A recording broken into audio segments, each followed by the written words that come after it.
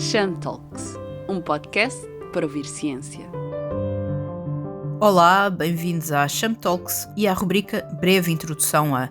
Sou Isabel Araújo Branco e vamos conversar com Ana Catarina Garcia sobre a concepção de lixo marinho na época moderna.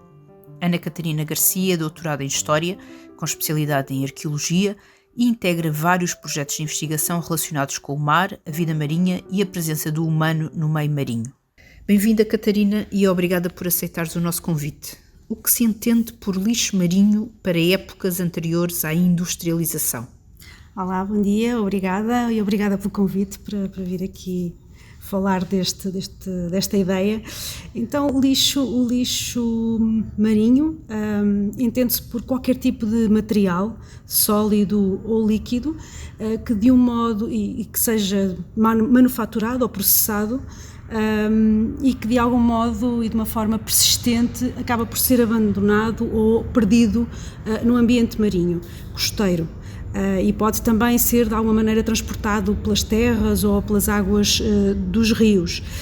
E portanto, neste conceito, podemos ver que transversalmente ao longo de toda a história humana sempre se produziu acumulação de detritos e de materiais resultantes de ações várias humanas, seja a alimentação, seja a produção de utensílios, e que de alguma maneira são abandonados de uma forma persistente num espaço marinho. Ora, se entendermos este conceito, podemos ver em vários momentos da ocupação humana da zona costeira acumulações destes detritos, e de alguma maneira é isso que vai poder provocar algum desequilíbrio nesse próprio ambiente costeiro, porque essas acumulações podem levar a processos de putrefação, processos de contaminação das águas, interferência na própria cadeia trófica de todos os animais e seres vivos que estão nesse ambiente e que de alguma maneira afetam o meio ambiente e, por consequência, podem também afetar os humanos. E, portanto, se olharmos nesta perspectiva, podemos ver vários momentos em que estas práticas são transversais, antes da era da industrialização, ou seja, digamos que é inerente aos seres humanos acumularem aquilo que já não usam, aquilo que já não precisam, ou aquilo que serviu, se lembrarmos, por exemplo, os concheiros que durante a pré-história foram sendo acumulados, no fundo foram animais que foram recolhidos do meio ambiente, serviram para a alimentação de grupos humanos e depois, sem serventia, foram sendo acumulados em grandes quantidades junto aos leitos dos rios e zonas costeiras. Portanto, no fundo, nós, se não precisamos de algo, vamos abandonando. E esta ideia de que na água ou junto à água há algo que pode até ser nocivo, até podemos ter essa ideia de que essa acumulação pode causar mau cheiro ou ter algum efeito, se o colocarmos na água de alguma maneira, ou deixamos de ver, ou a água lava, ou a água limpa, ou leva. Portanto, é esta ideia no subconsciente de que a água acaba por resolver um problema, ou deixando de ficar visível, ou levando para outro sítio e deixa de nos incomodar. Portanto, isto é algo que acontece desde sempre e continua a acontecer nos dias de hoje. E para esta época histórica, como podemos analisar os níveis de toxicidade marinha?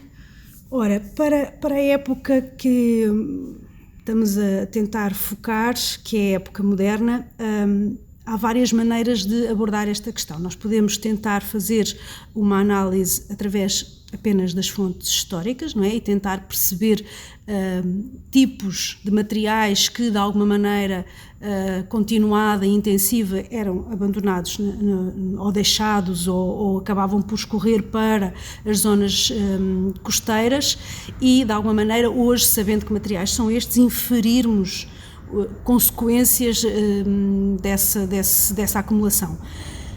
Outra maneira é através dos níveis arqueológicos e dos dados arqueológicos e através de processos químicos em que podemos de alguma maneira também fazer medições ou tentar ver níveis, por exemplo, de metais pesados ou de outro tipo de toxicidade. E se pensarmos no exemplo dos naufrágios, onde ao longo da história foram deixados muitos materiais que vinham dentro dos próprios navios. Se pensarmos, por exemplo, na presença de metais pesados como o mercúrio, podemos hoje, em sítios onde esses sítios tenham ocorrido, tentar medir se os próprios seres que ainda habitam aquele espaço, sejam micro-organismos que estejam depositados nas areias, sejam os próprios peixes que se alimentam deles, se têm níveis de mercúrio anormais a outros que, por exemplo, estejam numa zona imediatamente ao lado. Isto é uma maneira que temos hoje de poder, eventualmente, aferir se ainda há toxicidade presente e ativa nesses locais históricos, que no fundo olhamos para eles como património e como algo que tem um valor, e tem um valor histórico, mas pode também ter outra informação e outros dados que têm a ver com questões de poluição e de contaminação das águas. E que é preciso resolver nesses casos. E que é preciso resolver, ou pelo menos estar consciente de que estas questões podem ainda persistir. Também podemos fazer análise de sedimentos, de amostras de sedimentos que tenham sido retiradas de diversos tipos de escavação. Por exemplo, aqui ao longo da orla costeira de Lisboa, em várias obras têm sido recolhidas amostras de sedimentos. Podemos eventualmente aferir algum tipo de análise que vá nesse sentido, que coloque esse tipo de pergunta, que é: existem para estes níveis cronológicos que estamos aqui a identificar, século XV, XVI, XVII, por exemplo, algo que seja anormal e que indique já a presença, seja os metais, seja outro tipo de bactérias. Ainda, por exemplo, relativamente à questão dos naufrágios, no caso de se preservarem amostras de insetos, de animais que vinham a bordo e que são, por exemplo, causadores ou transmissores de doenças, podemos também inferir algo que tenha a ver com isto, portanto, algo que ficou na água e que se pode ter espalhado e também pode ter, de alguma maneira, contaminado determinadas zonas, massas de água, e, portanto, há várias maneiras de olharmos para isto. Claro que eu também estou ainda a colocar as questões e há já algumas abordagens neste sentido, mas temos que vir a desenvolver melhor as metodologias para conseguir efetivamente ter ou elementos mesuráveis ou indicadores de que esta é uma ideia que faz sentido, porque estamos a questionar se esta teoria faz sentido ou não, mas precisamos, obviamente, de aprofundar mais o tema. E nesses casos da tua experiência, a partir do momento em que se conseguem identificar determinada presença de químicos que são prejudiciais hoje, já há alguma intervenção que se faça ou nem por isso? Não, nem sequer há consciência sobre esse tipo de tema, porque todos estes sítios são vistos hoje como sítios arqueológicos, portanto estamos a olhar apenas para o valor patrimonial e arqueológico dos sítios e toda a informação que vamos daí retirar. Por exemplo, em Angra, eu recolhi em 98 grandes quantidades de mercúrio de um naufrágio supostamente hispânico. Esse mercúrio está guardado no Museu de Angra, num frasco em vidro. Muitas vezes nos questionámos, enquanto estive nos Açores ainda ligada à gestão do património arqueológico, o que fazer com este mercúrio. Mais vale não fazer nada, deixamos-o ali, não deixamos, e ele tem estado num frasco de vidro, que se calhar um dia vai ter que se olhar para esse componente e ver se ele está estável daquela maneira ou se poderá até ser danoso para quem convive com este material, mas isto replica-se em vários contextos onde se tem recolhido, por exemplo, este tipo de amostras que vêm de eventos que aconteceram há mais de 400 ou 500 anos. Pois. E pensando, voltando precisamente a essa altura, a época moderna, quais são os principais agentes causadores do lixo marinho? Deste já alguns exemplos, não é? Já dei aqui alguns exemplos. Podemos considerar vários.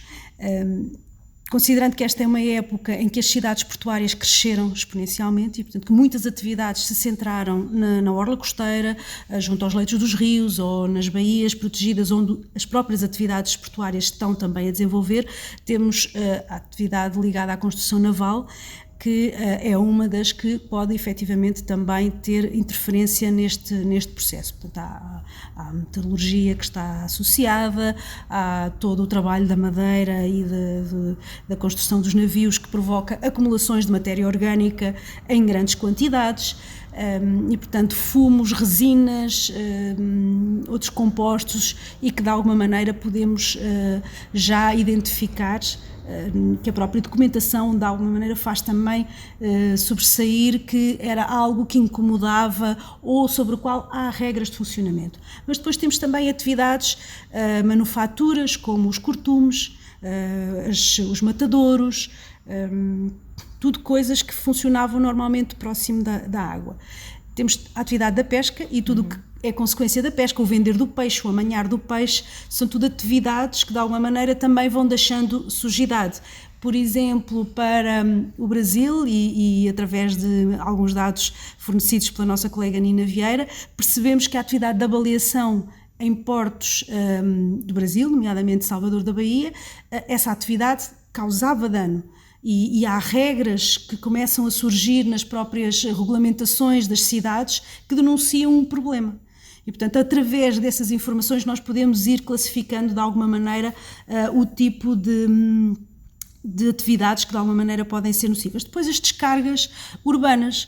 Também sabemos que muitos dos dejetos ou são mandados para as ruas ou são acumulados, e temos muitas informações para várias cidades europeias e cidades depois também do mundo já colonial, em como esses dejetos são depois transportados até à orla costeira e despejados sobre a orla e sobre o leito marinho, ou sobre a zona dos rios e estuários.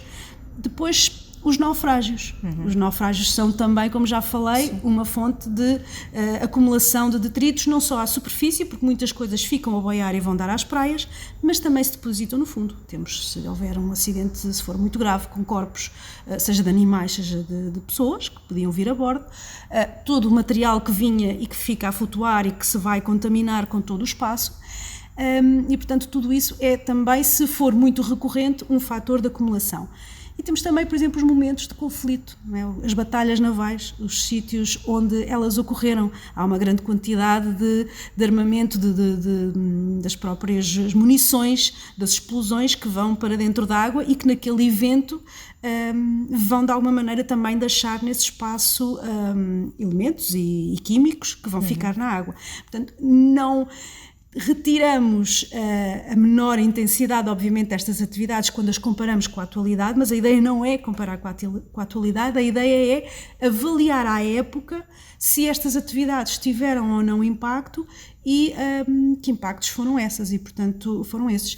E, portanto, vamos acumulando de alguma maneira este tipo de ações que consideramos que possam ter sido nocivas. Por exemplo, os aterros que se fizeram em todas as cidades para ganhar um pouco de espaço ao mar ou para criar um espaço costeiro que respondesse a estas necessidades da expansão marítima, vai ser um acumular de sedimentos no leito marinho e que vai provocar, obviamente, alterações também em todo o ecossistema que existia e que vai deixar de existir com esses sedimentos.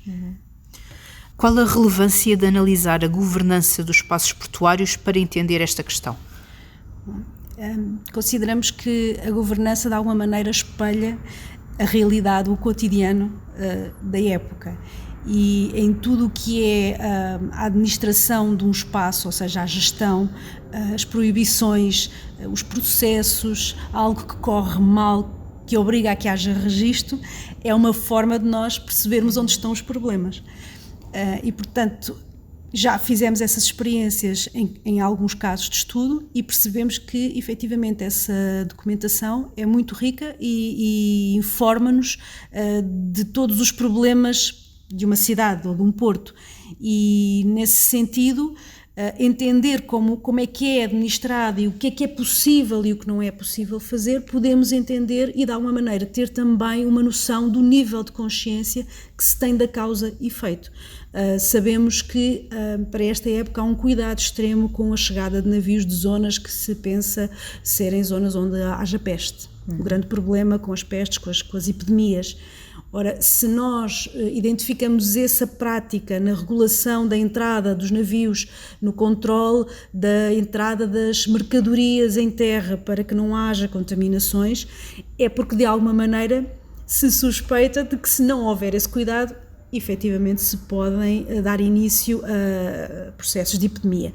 Da mesma maneira também com as práticas, olhando nomeadamente para as regras, as posturas municipais no mundo português, elas são muito claras nesse sentido, relativamente a zonas de cidades portuárias, mais em concreto, elas determinam normas ou proibições de atividades que indiciam que as sujidades podem ser nocivas. Há muitas regras relacionadas com a atividade da pesca, com a proibição de lavar coisas junto à água, os dejetos dos animais e os cavalos que passeiam, haver cuidado com as fontes e com zonas de contaminação. Portanto, todo esse tipo de procedimentos podem de alguma maneira ser indicadores de onde é que estão os problemas, e portanto aqui interessa-nos perceber qual é que é o nível de consciência sobre o efeito da sujidade ou da toxicidade nas massas líquidas, e se isso tem efeitos para as sociedades ou não. Nós estamos a falar em lixo marinho e não lixo marítimo. Podes-nos explicar aqui a distinção entre estas duas palavras, estes dois conceitos? Estamos aqui a falar de lixo marinho porque é algo que é abandonado, ou que é deixado, ou que é acumulado no ambiente marinho, no mar, ou nos leitos, nas águas, nos estuários dos rios, etc. Portanto, é num ambiente aquoso, e daí marinho. O lixo marítimo é aquele que nós podemos de alguma maneira fazer associado às atividades marítimas. Eu já falei, por exemplo, da construção naval, que é uma atividade marítima, a atividade da pesca também é uma atividade marítima, portanto que tem a ver com as atividades humanas ligadas ao mar, e portanto aí são efetivamente aquilo que nós produzimos, aquilo que deixamos e que abandonamos, neste caso no meio marinho. Ok, muito obrigada, Catarina.